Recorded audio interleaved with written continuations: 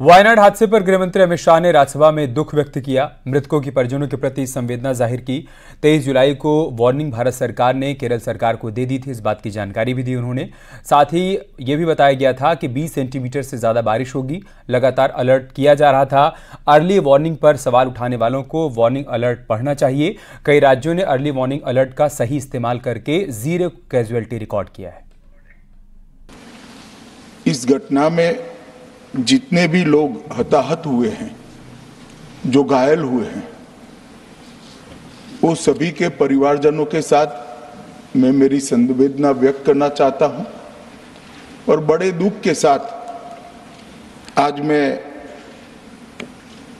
उनके प्रति अपार संवेदना के साथ इस सदन में खड़ा हुआ हूं। दोषारोपण हुआ या जानकारी के अभाव में मुझे मालूम नहीं है, मगर मुझे स्पष्टता करनी है माननीय महोदय, आपके माध्यम से सदन से और सदन के माध्यम से पूरे देश को।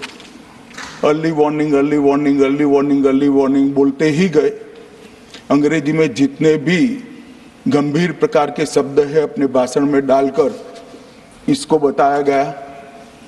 मैं सदन के सामने स्पष्टता करना चाहता हूं, 23 जुलाई को केरल सरकार को अर्ली वार्निंग भारत सरकार की ओर से दी गई थी।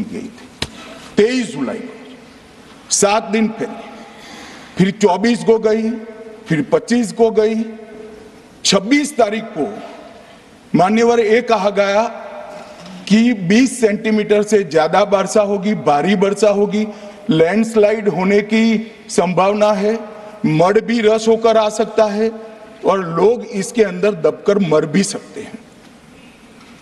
मैं कुछ कहना नहीं चाहता था मान्यवर, मगर भारत सरकार की अर्ली वार्निंग सिस्टम पर सवाल किए गए, इसलिए मैं कहता हूं please listen us, please listen अस, मत चिल्लाइए, प्लीज रीड इट। जो वार्निंग भेजा है उसको पढ़िए जरा। और इस देश में कई राज्य सरकारें ऐसी हैं जिन्होंने इस प्रकार की वार्निंग का उपयोग कर 0 कैजुअलिटी डिजास्टर मैनेजमेंट किया है।